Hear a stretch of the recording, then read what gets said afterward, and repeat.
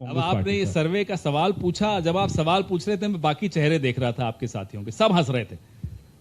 अगर आप वो चेहरों की हंसी देख लेते तो आपको सवाल का जवाब मिल जाता। जब कोई पार्टी चुनाव से पहले इस तरह के हथकंडे अपनाती है ना, तो समझ लीजिए कि उनको समझ में आ गया है क्या होने वाला है। ग्लोबल लीडर बन गए साहब, और ऋषि सुनक को पीछे छोड़ दिया। चुनाव आपका ऋषि सुनक से नहीं होना, चुनाव आपका इस देश की जनता से होना है। वोटर इस देश की जनता है, ऋषि सुनक के वहां के लोग नहीं आपको वोट देने आ रहे।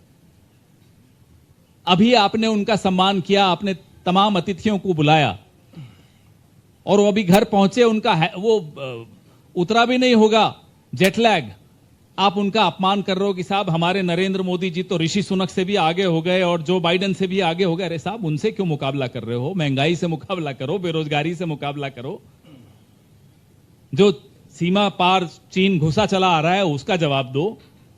तो ये हथकंडे दिखाते हैं, दर्शाते हैं कि ऊपर कितनी घबराहट है।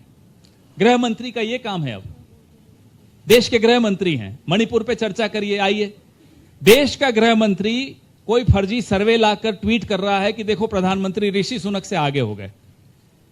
अब ये क्या, ये सनक क्या है सुनक से आगे होने की? हमें तो ये नहीं समझ में आ रहा।